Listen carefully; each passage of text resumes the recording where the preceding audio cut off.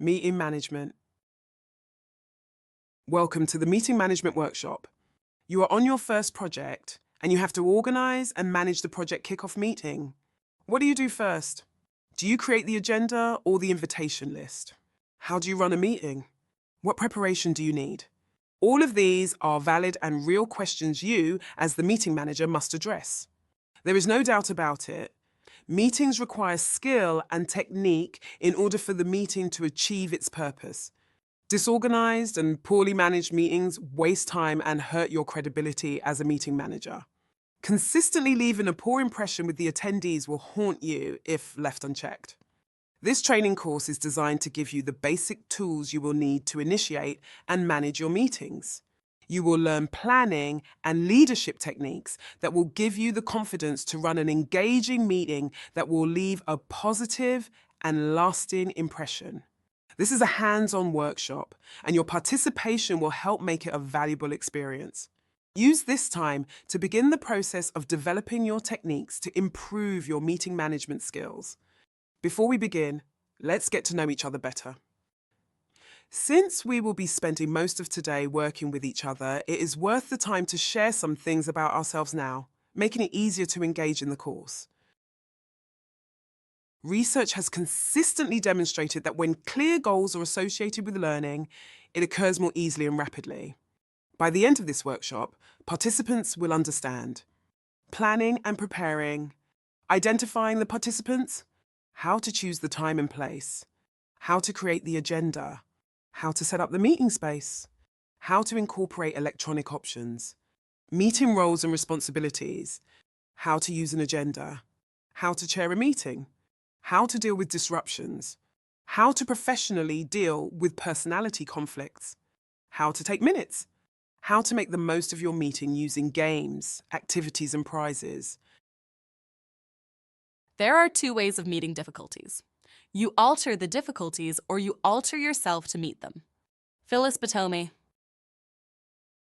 The first step in making your meeting effective begins with your planning and preparation activity. Determining the purpose of your meeting, who should attend, and the location of the meeting will form the foundation on which you will build your agenda. Decide what materials you need and identify the roles each attendee will have in the meeting. Sufficient planning and preparation will help reduce any stress you may experience from managing a meeting. This module is part 1 of your planning session, which focuses on important factors that could affect the success of your meeting: the people, place, and purpose of the meeting. Determining who attends the meeting is an important first step in preparation. Your tendency to include all employees in an effort to cover all angles could alter the meeting dynamics.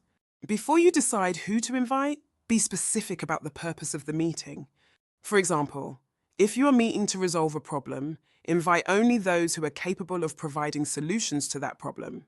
Avoid inviting a high-ranking manager who could thwart solutions before they are developed. On the other hand, if the purpose of the meeting is to make a decision on a policy or product, do not invite people who do not have the power to enact those changes.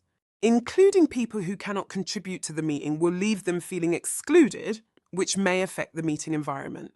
Identifying the purpose of your meeting first will help to determine who should attend.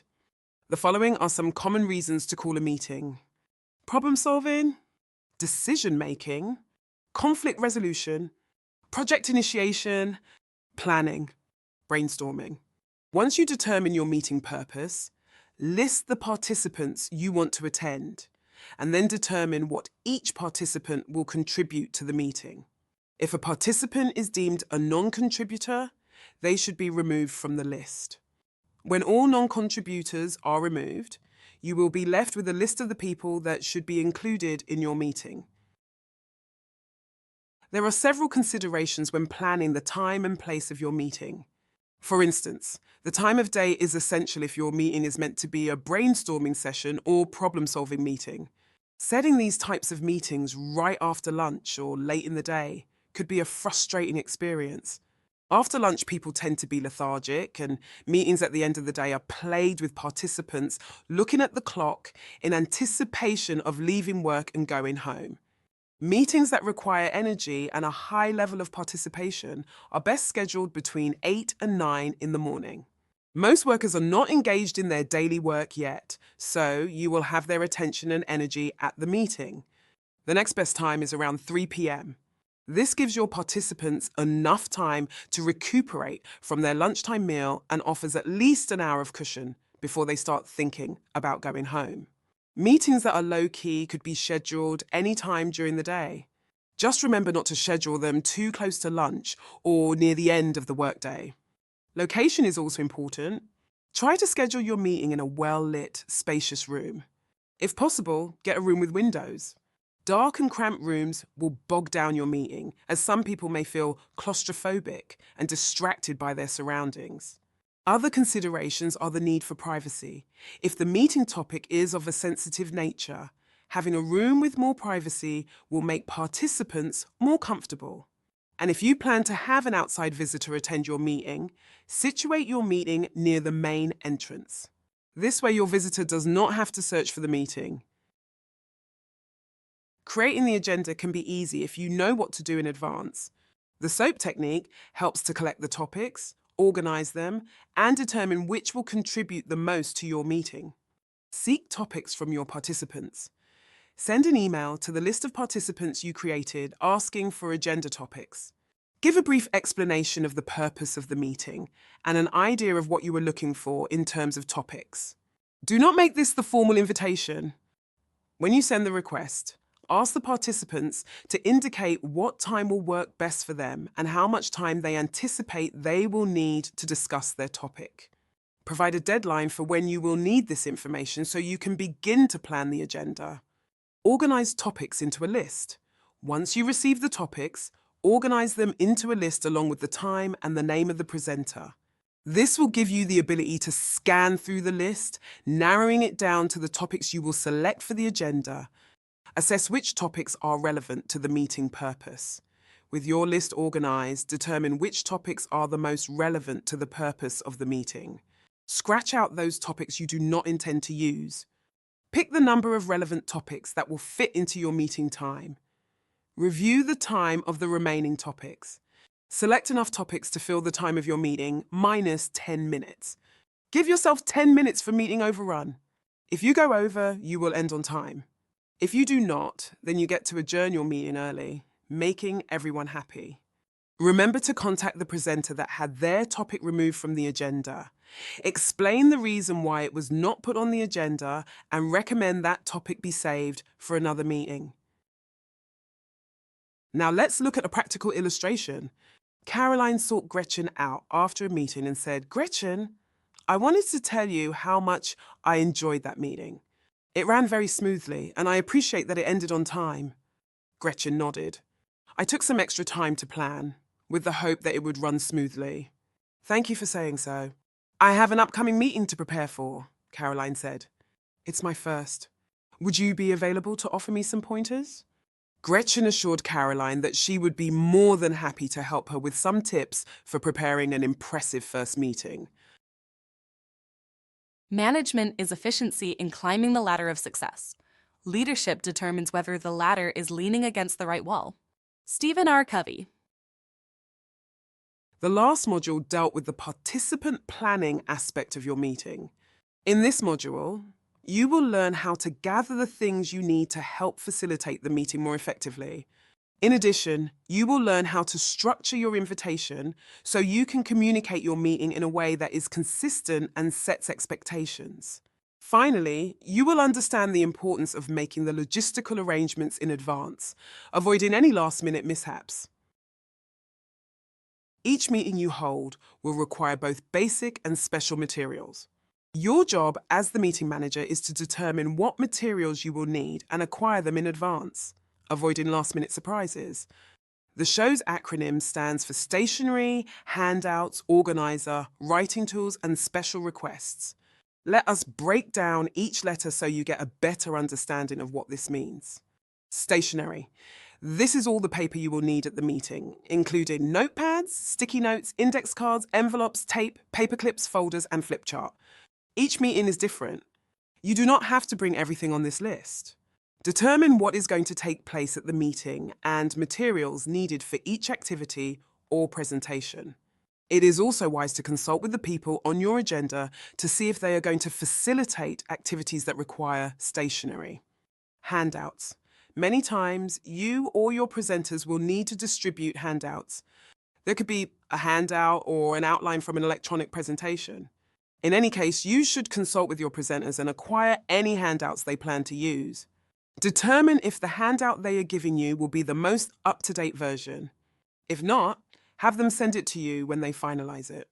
Remember to set the expectation to have it a day or so in advance, giving you time to print and file it in your handout organizer. When it is time to meet, the last thing you want to do is show up with a stack of handouts. Using an organizer like a portable accordion file or Pendaflex is an easy way to file your handouts and other stationery materials in one container. This system will allow you to file the documents in an orderly fashion, making distribution of the materials more professional. You want to avoid shuffling handouts around in front of your participants when it comes time to distribute them. Writing tools. This includes pens, markers, highlighters, and dry erase markers you may need for your meeting. Special requests. From time to time, your presenters may make a special request. An example could be a poster. Ask your presenters ahead of time for special requests. Many times, invitations are sent without much thought. We send them via electronic mail and assume that is enough. However, there is more thought that should go into it. The 3P approach gives a consistent and clear method of structuring your meeting invitation. Here is the breakdown. Purpose. The purpose of your meeting must be stated up front. It is not enough to put in the subject line, planning session. The vagueness of your purpose could result in low attendance. Be specific with your purpose. Instead of planning session, you could state, planning our budget for the first quarter. In addition, you should attach your agenda, which gives more detail of the discussion topics. Place and time. Determine ahead of time where and when the meeting will take place. Avoid sending out invitations with the to be determined and TBD message. The more effort you put into the details in advance, the more likely it is that your attendees will take you seriously. In addition, provide clear instructions on the exact location. Pact. Create a sense of binding agreement by setting expectations so you get the most responses as soon as possible with a level of commitment. For example, state, please respond to this invitation within 48 hours. Also, set a cancellation policy by stating, if you need to cancel, please call or email me as soon as possible. You could also include a statement that states, upon acceptance of this invitation, you are expected to attend. Finally, you could also include a statement like this. This meeting is a planning session, and your participation and idea sharing will be greatly appreciated.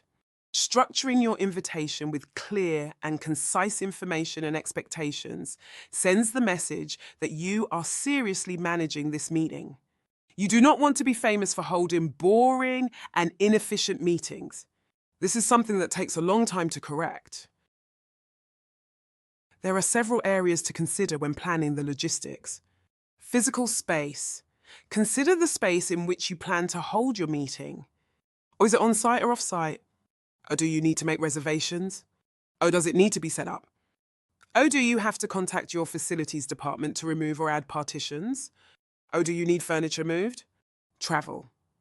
Identify who will need to travel to your meeting. Or do they need travel arrangements? Or do they need transportation to and from the meeting location?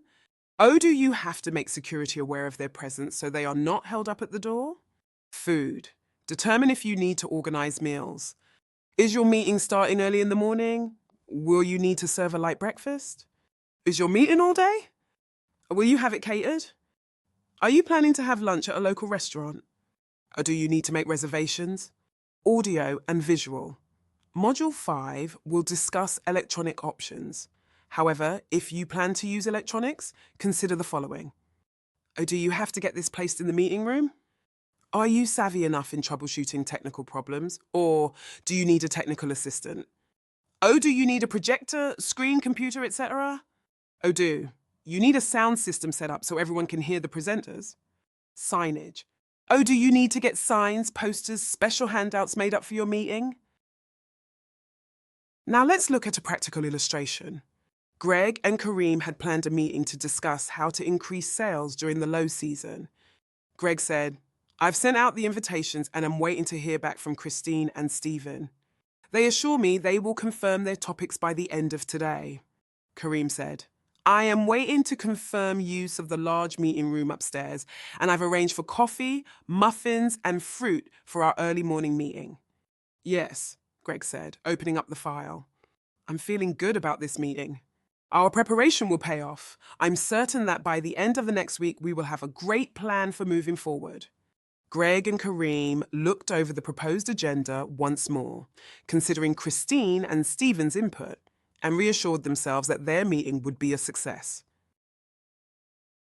Good management is the art of making problems so interesting and their solutions so constructive that everyone wants to get to work and deal with them. Paul Hawken. You are now ready to set up the meeting space.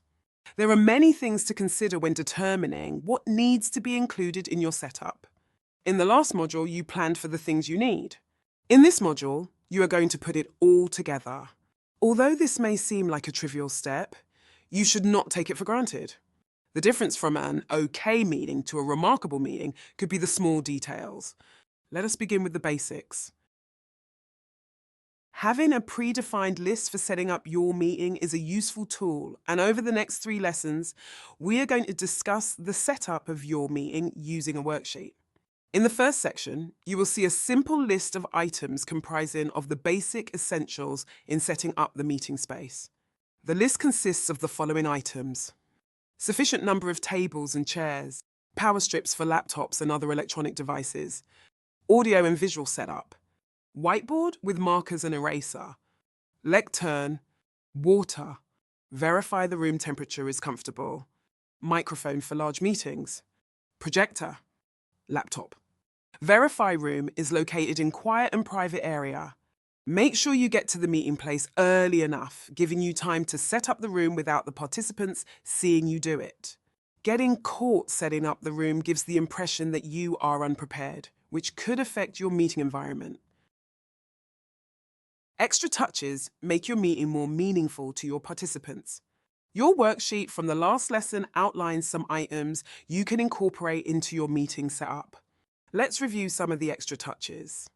Name tents already printed and set up on the tables, table with name tags for each participant already printed, projector on with a welcome message illuminated on the screen, signage outside the meeting room professionally done, keepsake or logo item at each place setting, music before meeting starts and during breaks, folder with all meeting materials inside, that is, agenda, handouts, etc., candy or mints at the tables, posters or visual aids posted around the meeting room, professionally done, looks better, video playing relevant materials on the screen before meeting starts, coat rack during winter months. When it comes to adding the extra touches, be sure to gauge the audience and meeting purpose and plan accordingly. You do not want to create a celebratory experience when the meeting is about cutting costs, etc. Otherwise, going the extra mile helps to make your meeting more effective by creating a personalized environment. The types of activities that are involved in your meeting could help you determine the physical setup. However, before you think further on this topic, let us review some basic setups. Conference-style seating. This is the basic long rectangular or oval-shaped table. This type of setup is good for short meetings with less than 30 participants. You would use this for small training sessions and close interactions. U-shaped seating. This is a setup where the tables form a U shape. This is effective where face-to-face interaction is desired. This setup also accommodates larger groups. T-shaped seating. This design sets up the tables in a T shape. This is also used for face-to-face and large group meetings. However, this shape allows for leaders to sit at the cross point. Classroom-style seating.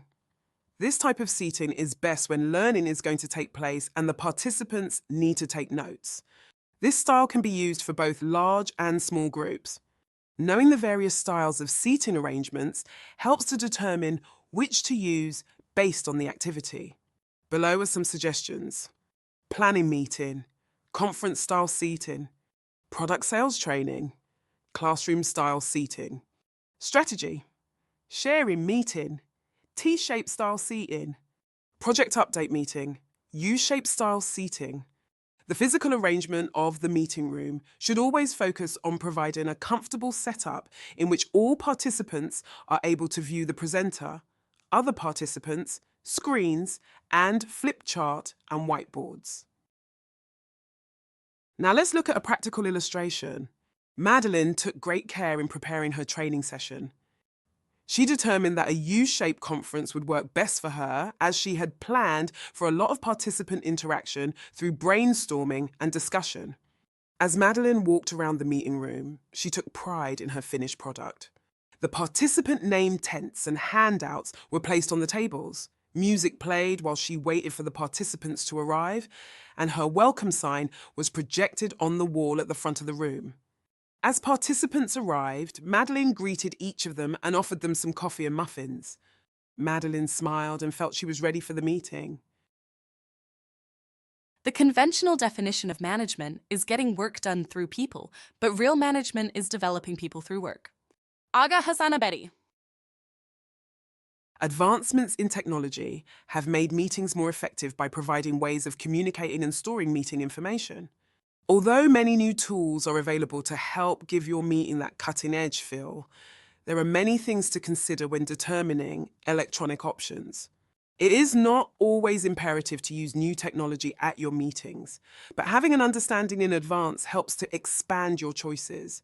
In this module, you will learn about the latest meeting tools available to you, things to consider, and reaching a decision.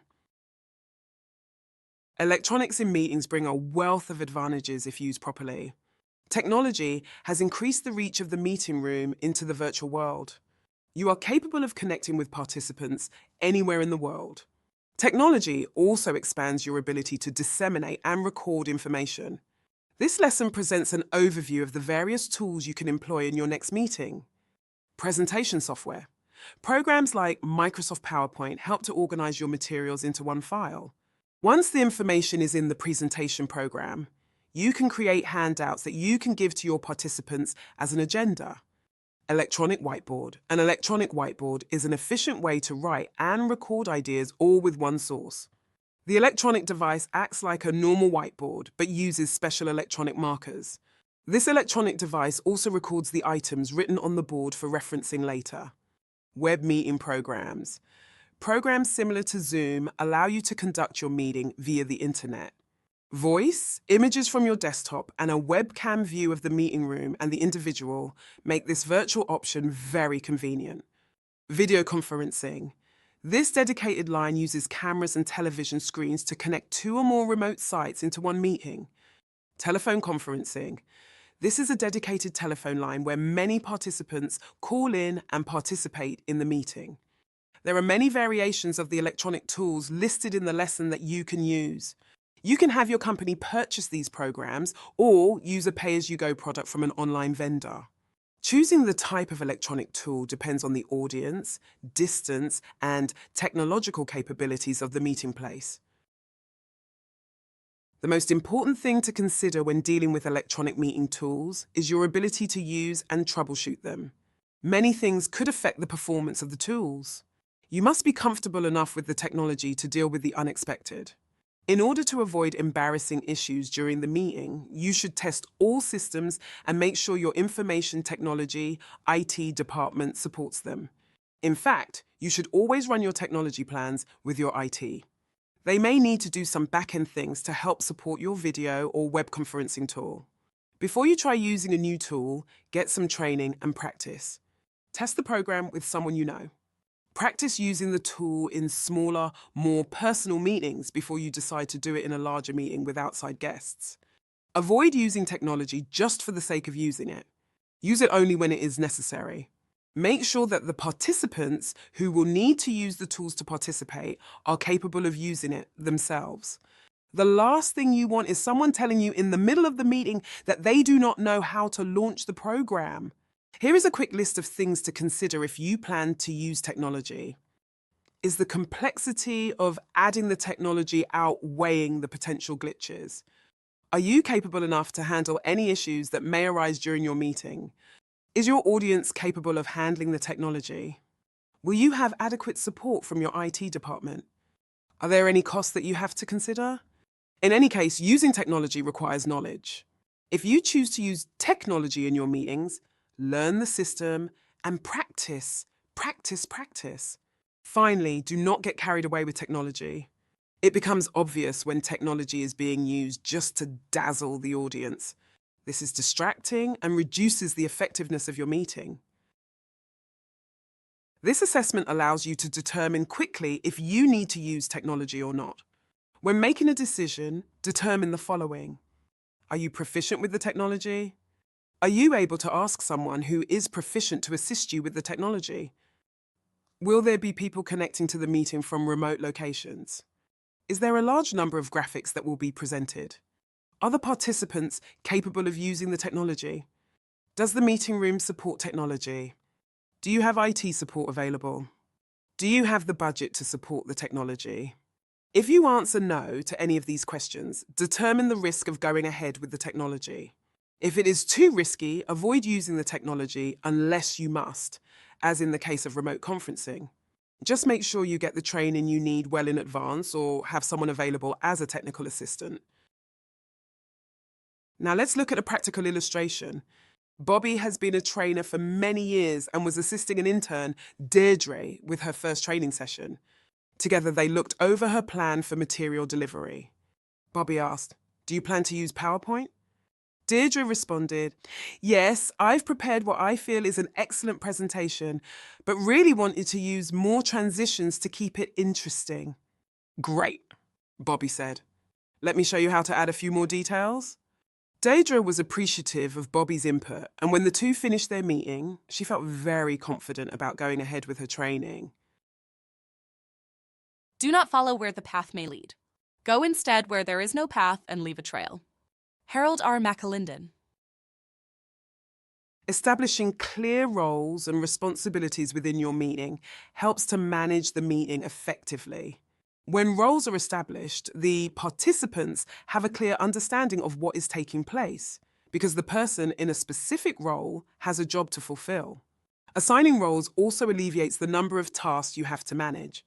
This way, you can focus on the role you are to manage within the meeting time. Remember that you do not have to do it all. Get others involved. In this module, you will learn the role of the chairperson, minute taker, and the attendees. Finally, you will learn how to vary the roles for large and small meetings. Let us begin first by identifying the role of the chairperson. The meeting chairperson is responsible for directing the proceedings of the meeting. They are time managers, referees, and enforcer of the rules if they are broken. The chairperson does not necessarily have to be you all the time, but when you do defer the chairperson's duty to someone else, make sure you are confident the person you choose can handle the role. The chairperson must be able to lead the meeting and be firm throughout. Here are additional responsibilities of the chairperson. Be aware of the rules of the meeting. Focus on the aim or objective of the meeting. Remain fair with all participants. Start the meeting. Transition from one agenda topic to the next. Introduce the next presenter. Handle disruptions. Some of the qualities a chairperson should possess are as follows. They should have some level of authority. Demonstrate flexibility. Remain impartial. Display maturity. The role of the chairperson is essential if the meeting is to have some form of control. If you are the chairperson, make sure you do not take on additional roles. You want to remain focused on the tasks associated with the role of the chairperson. If you select another person to be the chairperson, it is a good practice to meet with them in advance to coordinate the agenda and set expectations. You want to avoid miscommunication during the meeting, which could hurt the credibility of both your chairperson and yourself. Taking minutes requires some basic skills. For instance, a good minute taker will possess great listening skills and attention to detail. They should have excellent writing and communication skills. The person you select must be able to maintain focus and not be carried away with the meeting, missing crucial meeting information. It is best to select someone who is not directly involved in the meeting. Here is a list of tasks the minute taker should handle. Before the meeting, determine what tool to use for recording the minutes. Access. Laptop, paper recording. Become familiar with the names of the attendees and who they are. Obtain the agenda and become familiar with the topics. During the meeting, take attendance. Note the time the meeting begins. Write the main ideas presented in the meeting and the contributor of that information. Write down decisions made and who supported or opposed the decision. Note follow-up items. Note items to be discussed in the next meeting. Note the end time of the meeting. After the meeting, type up the minutes immediately after the meeting, if manual notes or recordings were taken. Proofread the minutes and correct any errors in grammar and spelling. Save or send the document to the meeting owner. Using a template helps to keep the minute taking consistent. Remember to meet with the person you choose to be your minute taker before the meeting to go over the template. The attendees are not excluded from assuming a role or having a responsibility in the meeting setting. Of course, you cannot force the responsibility onto your attendees, but you can attempt to influence them. The attendees are the biggest success factor of your meeting. If they feel that they accomplished something in the meeting, they will applaud you. However, if they walk away feeling they wasted their time, this could affect your credibility. The following are responsibilities your attendees could assume. Prepare. Be prepared to contribute to the meeting. Be prepared to arrive early and avoid being late. Be prepared for the meeting by jotting down ideas and questions ahead of meeting. Be prepared by reading the agenda before the meeting. Be prepared for a long meeting by getting enough rest the night before. Participate. Ask questions. Take notes. Share ideas. Productive. Avoid carrying side conversations. Remove distractions like cell phones. Keep to the allotted time if on the agenda. Setting up expectations is the best way to communicate the role of the attendees. This is accomplished in either the meeting invitation or separate email to the attendees. In any case, it is worth the time. Remember that all participants play a vital role in the meeting. Your job is to remind them of their role and the responsibility that comes with it. Large meetings present very different dynamics than smaller meetings. Managing a larger meeting requires more resources and assigned roles. If you're chairing the meeting yourself, you will need to rely on others to ensure all things are well executed. Here is a list of additional roles you may want to add when managing a large meeting. An extra minutes taker for better accuracy. A person to distribute all the materials related to the meeting. A person to greet attendees. A person to run the audio and visual equipment. A person to manage the hospitality aspect of your meeting. A co-chairperson. A person managing the presentations. On the other hand, in small meetings, you can assume multiple roles. For example, you can be the chairperson, technical person, and the minute taker. Small meetings are less formal, and you can leverage the informal environment to multitask. In any situation, careful planning and assessing the risk of working with fewer roles will help you to determine what roles need to be filled.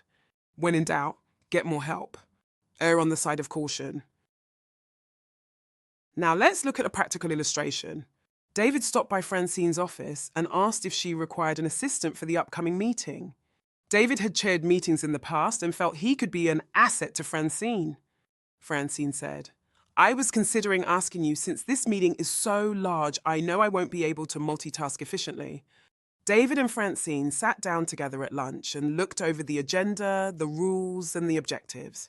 They decided how to organize the whole meeting. Francine felt confident that David would fulfill his role as chairperson and not let her down. David thanked Francine for having faith in his abilities. There go the people. I must follow them, for I am their leader. Alexandra Ledru-Rollin. Chairing the meeting is a leadership role. You must be ready and able to stand up and kick off the meeting without sounding nervous or uncomfortable.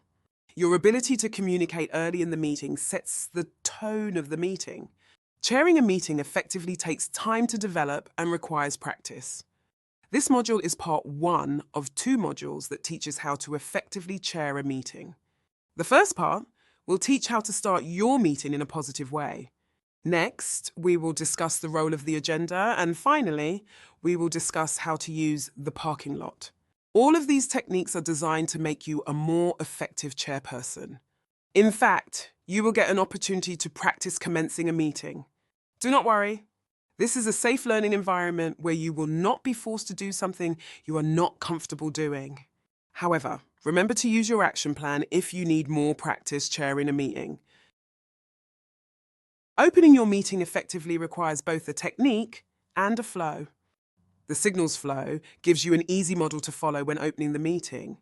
Here is a breakdown of the acronym. Salutation is opening the meeting by welcoming and greeting your participants. Introduction is introducing yourself.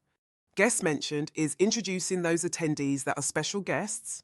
Need to know is a list of things like logistics, bathroom location, fire exits, general meeting format that is shared with the attendees. Agenda is where you discuss the purpose of the meeting and give a brief overview of the agenda. Laws of the meeting is where you discuss how the meeting is going to run. This includes policies on electronic devices, participation, and handling conflict. Segue is the part of your introduction that links this part to the next topic, which in this case will be the role of the agenda. Practicing your opening is the best way to become better at it. Over time, you will develop your own style. The agenda is an entity that plays a vital role similar to that of the chairperson or minute taker. If it is not adhered to, your meeting will experience time and participant management problems. Many times, meetings run over or are cut short, leaving topics unaddressed. Consistently missing the agenda time and topics is a sign of poor meeting management.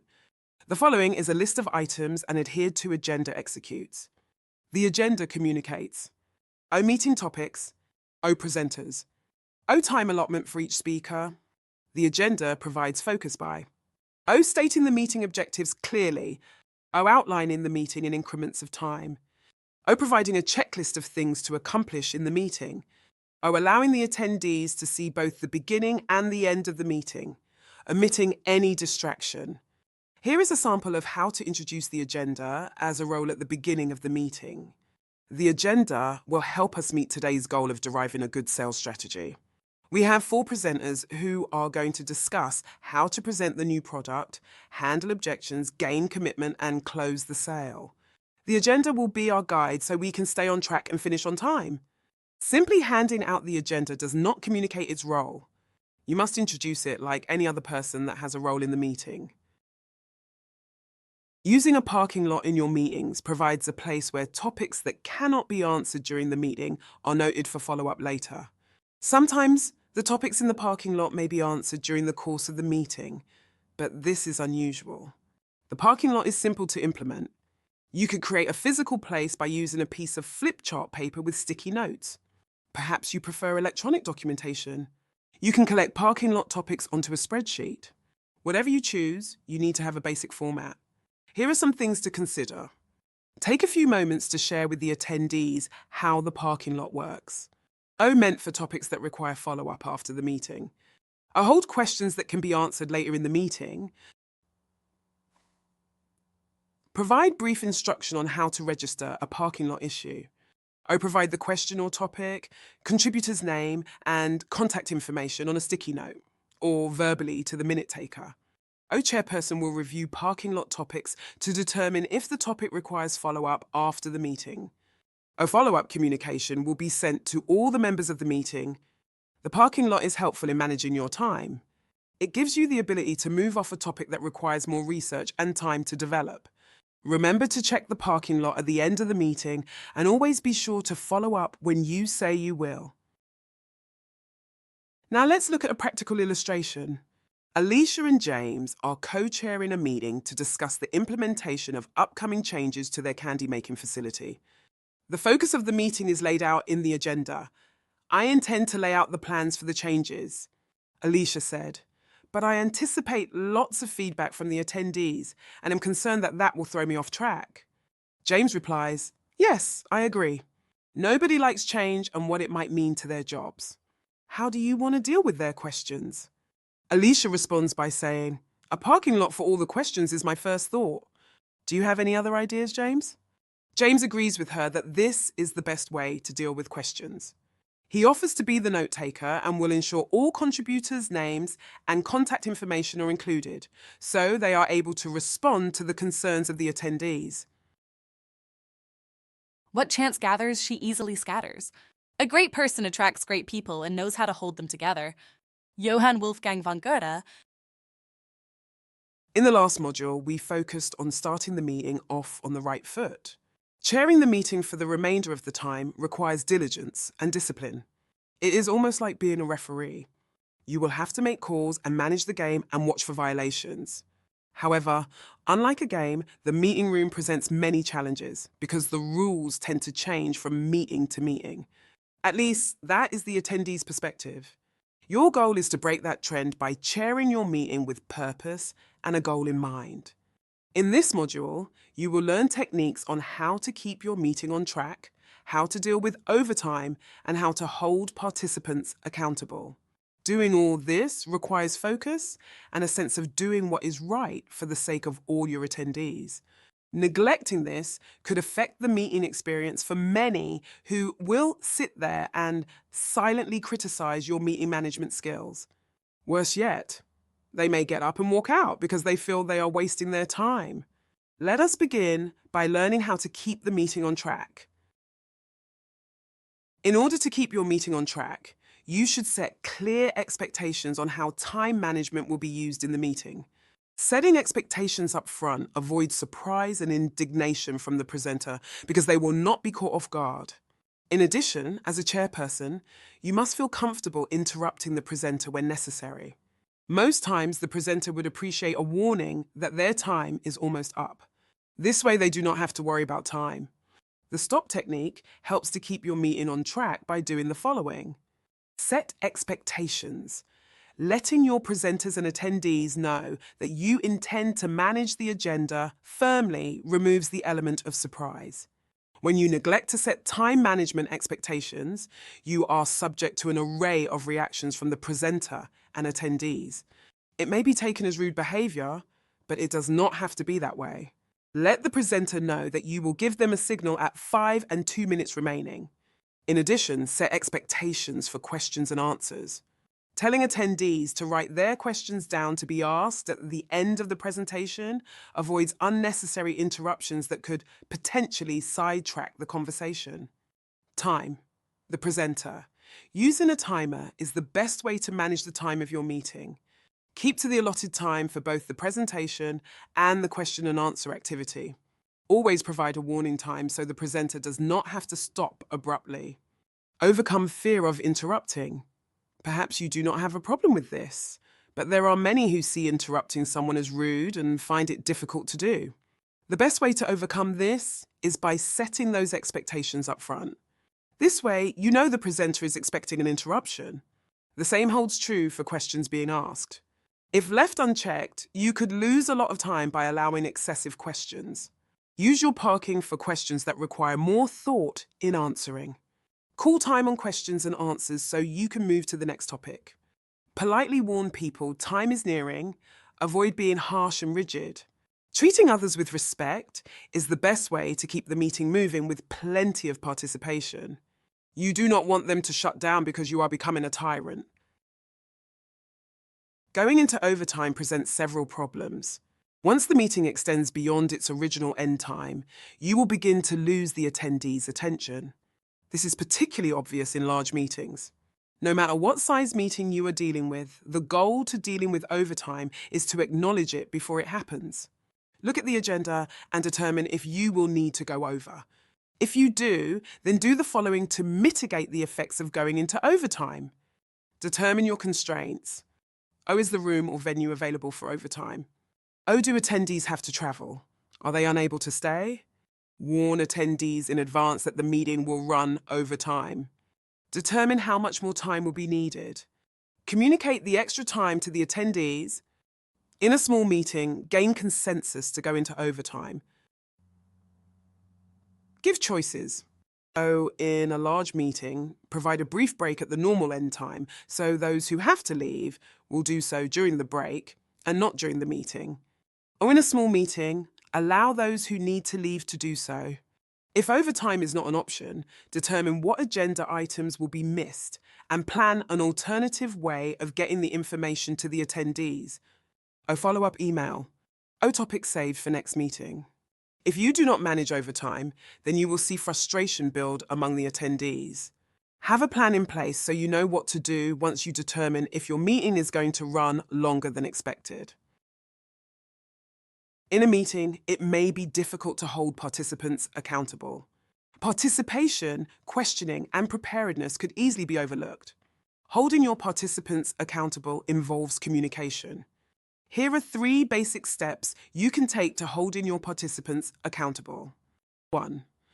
Set your expectations. In advance, perhaps in your invitation, you should outline what you expect from the participants in this meeting. You may need them to bring questions or help by providing information. You may want them to participate with vigor.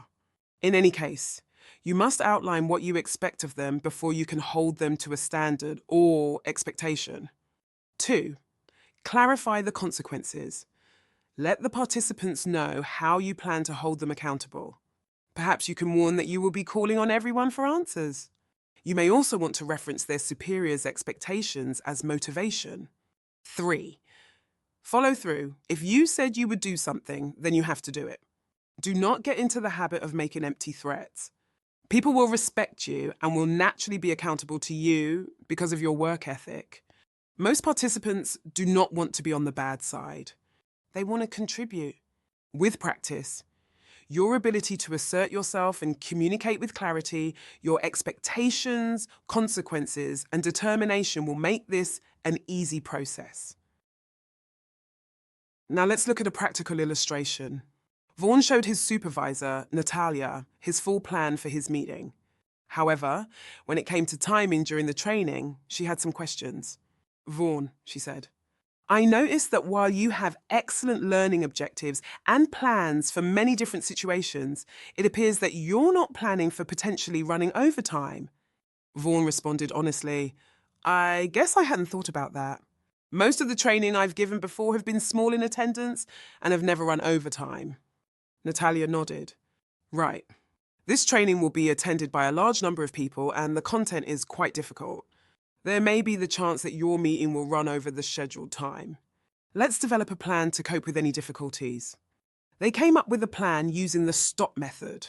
Vaughan appreciated Natalia's input and expertise when it came to running a smooth meeting. There are only 2 words that will always lead you to success. Those words are yes and no. Undoubtedly, you've mastered saying yes. So start practicing saying no. Jack Canfield. Disruptions in the meeting are bound to happen. Personal technology keeps participants constantly connected to the outside world. Frequent disruptions could impede the effectiveness of your meeting and become distracting to those who are focused on the meeting. Furthermore, poorly managing disruptions will reflect on the chairperson or meeting organizer. The key to mitigating disruptions is to plan for them and set expectations. In this module, you will learn how to deal with participants constantly running in and out of your meeting, cell phones ringing, off-topic discussions and conflicts. The goal is to reduce the effect. It can be very difficult to avoid these distractions. Constant disruptions caused by attendees running in and out of your meeting will affect the experience of the other attendees. We often take it for granted that attendees will stay in the meeting and not leave. Therefore, we do not discuss this issue very often at the beginning of the meetings. Addressing this form of distraction is best done proactively. Using the SIT technique helps you set the expectation regarding running in and out of the meeting. Next, incorporating frequent breaks lessens the chances of participants leaving the room. And finally, giving timely feedback to those who break the rule is necessary in order to stop frequent violators. Let us review each step in more detail. Set expectations. Tell participants at the beginning of the meeting what you expect of them when it comes to staying in the meeting room. Explain to them the effects that constantly running in and out of the meeting will have on the presenter and other participants. Let all the participants know that if they need to leave the room, do so only if it is an emergency. If there is an emergency, they should leave the meeting because they will be more of a distraction if they stay. Incorporate frequent breaks. At the beginning of your meeting, tell the participants they will get a 5-minute break every hour the meeting lasts. Establishing this up front lets the participants know when to expect a break. Timely feedback given to those who break the rules. When a participant continues to run in and out of your meeting, it is best to address that with them as soon as possible. If you have a problem participant, quietly leave the room and wait for them outside. Speak with the participant in a respectful manner and tell them that their behavior is disrupting the meeting. Ask if they are experiencing an emergency and ask if they need to leave. If there is no emergency, ask the participant to please wait until the scheduled breaks to do what they have to do. Most people know to silence their cell phones when entering a meeting. However, they may forget every so often. Your job as the meeting manager is to remind them. Here are a couple of steps you can take to remind your participants to turn off those phones. Place signs in the room instructing participants to silence their cell phone. They can be humorous and light-hearted. In any case, you will get your message across. Make an announcement at the beginning of the meeting instructing the participants to turn off their cell phone now. The signs are a backup in case you forget to do this. Since the participants will most likely be looking at the agenda, place a reminder there too. This way you have several areas where the participants can get the message. One cell phone ringing in the middle of the meeting could lead to a disruption that could take a couple of minutes to recover from. You can reduce this type of disruption by almost 100% by just mentioning it at the beginning of the meeting and providing reminder signs. This is by far the most difficult to manage in a meeting. The biggest challenge is to redirect without offending the participants. Using the ear technique helps to do this in 3 simple steps. Engage in the conversation by becoming a contributor for a moment. The goal is not to carry the conversation, but to gain some control by getting the meeting floor. Once engaged, you are able to go to the next step. Acknowledge that the topic is valid and worthy of discussion. This should be a short and affirming statement. This avoids embarrassment of those who carried the conversation when it is time to redirect. Redirect the participants back to the conversation. This brief statement ends the last discussion and starts up the previous one that was on topic. Here is a sample ear script. Participant on a tangent. I think pizza for breakfast is the best. There is no doubt about it. Meeting manager, E. I am willing to try pizza for breakfast. It can't be that bad. Meeting manager, A. Perhaps you represent a large number of pizza lovers that enjoy the same thing you do. I won't knock it until I try it. Meeting manager, R. Now let's get back to the problem of employee morale in the call center. Who has some ideas they can share? Granted, the topic was embellished, but this last script demonstrated the steps clearly. Using ear will help you master the meeting room every time the conversation goes astray. Sometimes a meeting could result in conflict. This may be true of meetings where new teams are storming together and forming the team. Conflict could arise when 2 participants with opposing views clash. In any case, conflict in a meeting has to be managed. There is an acceptable degree of tension, which is normal in debates. However, when the tension turns into outright conflict, the focus turns from the meeting to the spectacle that is the conflict. Your job as a meeting manager is to diffuse the conflict and restore order to the meeting. Allowing conflict to go unchecked could fester into a bigger problem for everyone in the meeting. The news of the conflict will spread quickly, and how you managed it will be scrutinized. Here are 3 steps to take when conflict arises. 1. Stop. Stop the conflict by intervening and making a statement that acknowledges the conflict. Do not become frustrated. Avoid taking sides. Never yell. Be professional and calm. Simply state that the discussion has turned personal and that it needs to stop. 2. Drop. Instruct the parties in conflict to drop the discussion for now and regain their composure. There is no need to carry on if the discussion is counterproductive. 3. Roll. Roll into a break. Even if you just got back from one, take a break and send the participants away for a moment. Call on the parties in conflict and hold a brief expectations meeting. You are not there to resolve personal conflict. However, you must manage the conflict because it is your meeting. Tell the persons in conflict that they must immediately stop the behaviour. Restate the need for the meeting and that healthy debate is always welcomed. Have them agree to behave for the remainder of the meeting. The meeting room is no place to try to resolve the deeper issues of the conflict. On the other hand, if the participants are all a part of a team that will meet regularly, then this issue has to be addressed in a coaching session and not in front of spectators. Now let's look at a practical illustration.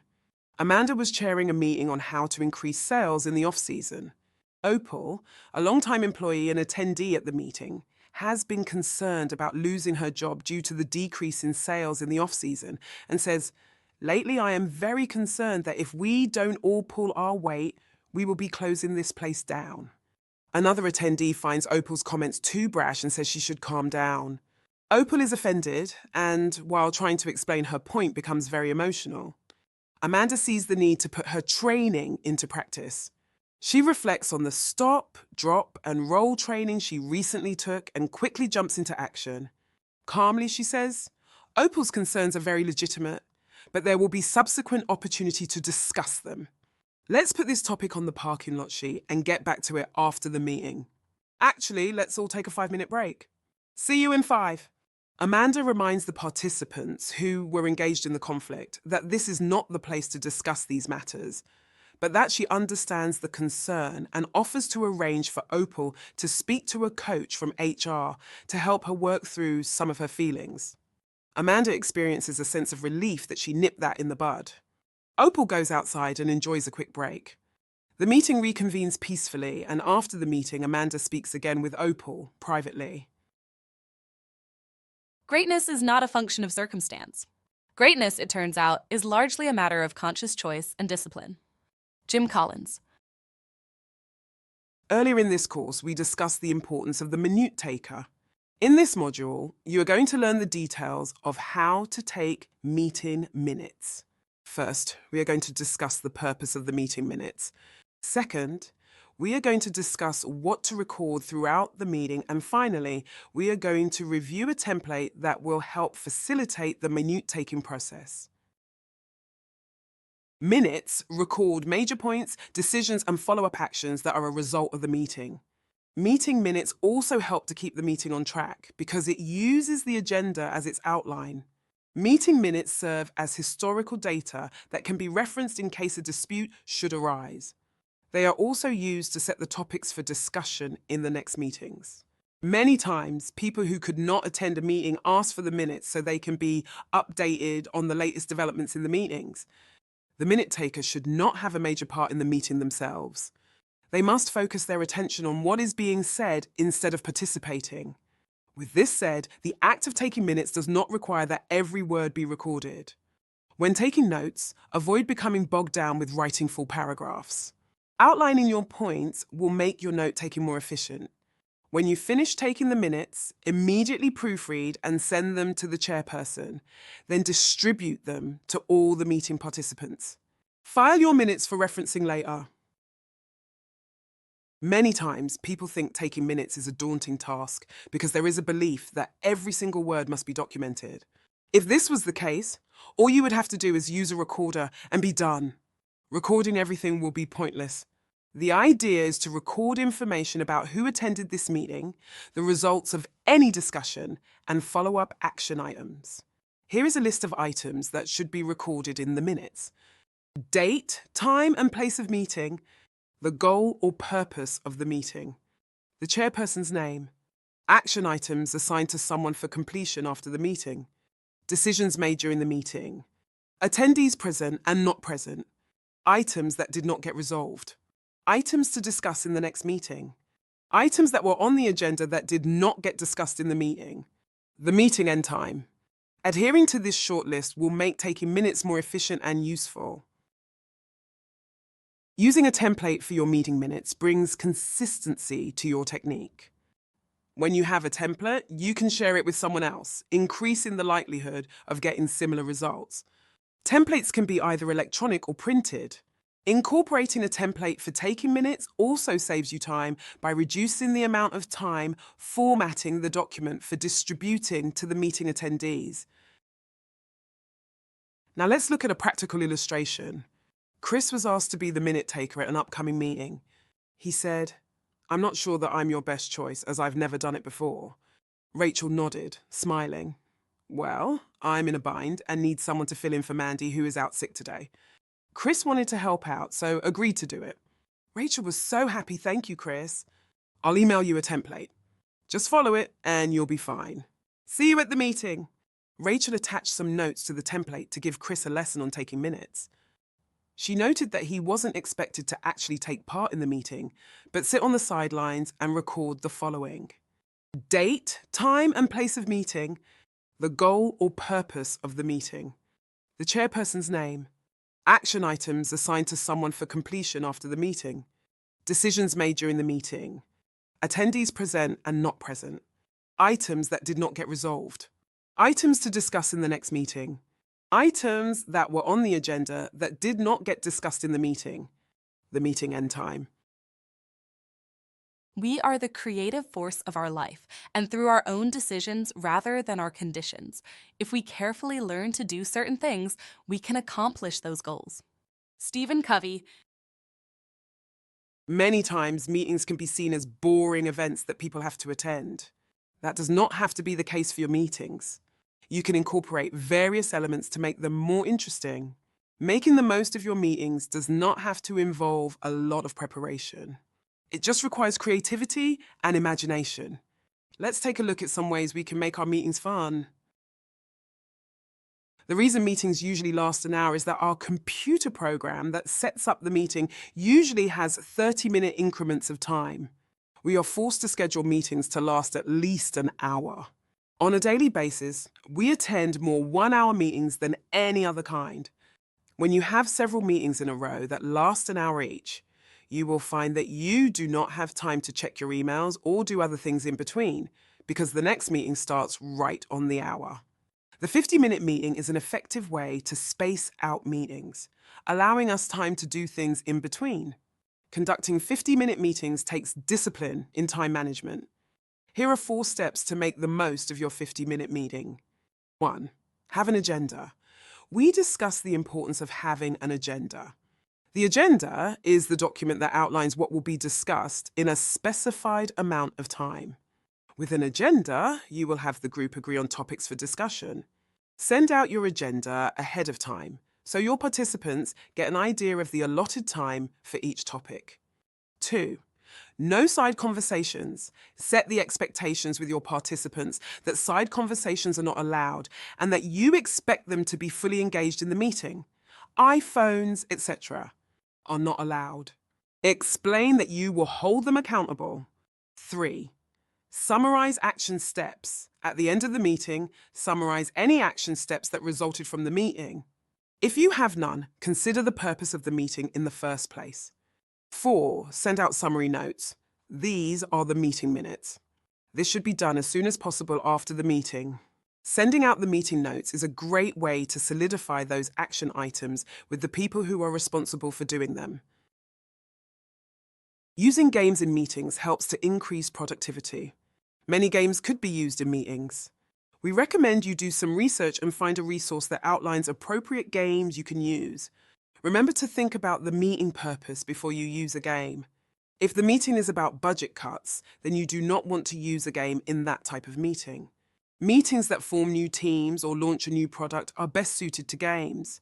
Furthermore, determine how much time the game will take to complete versus the entire time you will be in the meeting. You do not want to play a 15-minute game in a 50-minute meeting. Here are some do's and don'ts when it comes to using games at meetings. Do's. Do use games from a book or legitimate resource. Do use games for meetings that are meant to form new teams. Do gauge the amount of time the game takes to play against the entire meeting time. Do practice the game before you use it. Don'ts. Do not use games in serious meetings.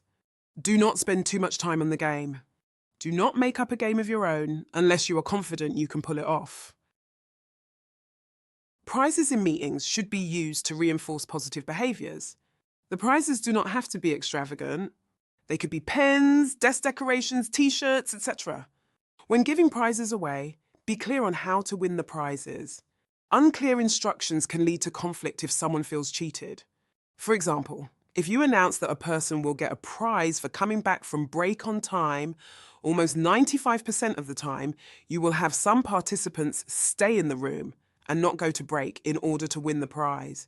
Make it clear that they have to leave the room. Perhaps you can up the challenge by stating that the person coming back to the meeting who is the closest to the break end time without going over will win.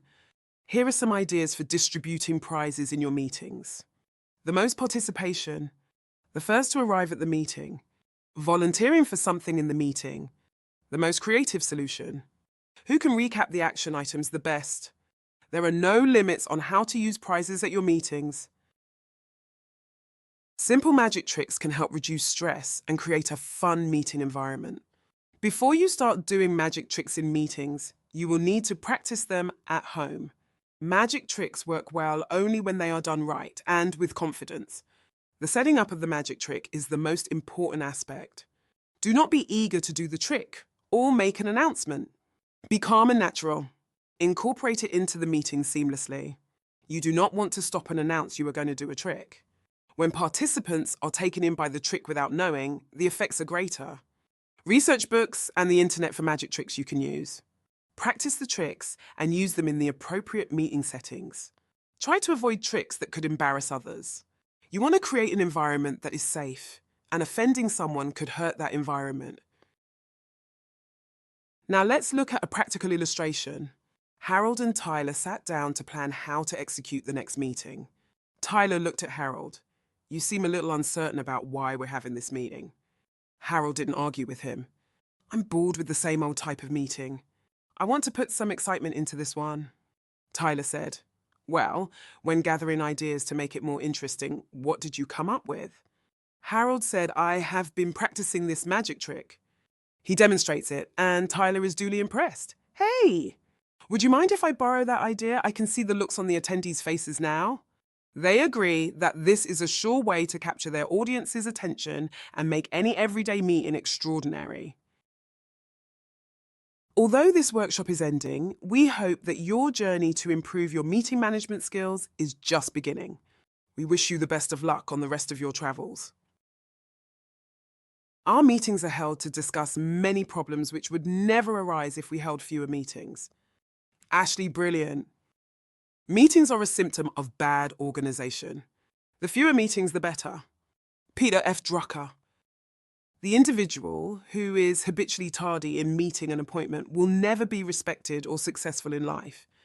Wilbur Fisk.